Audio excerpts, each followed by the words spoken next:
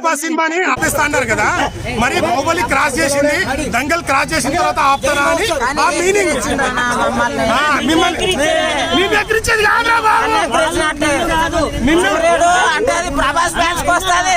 నువ్వు ఎవడు ఆపుతా అంటే మమ్మల్ని ఎట్లా అంటావు అని నా బాధ.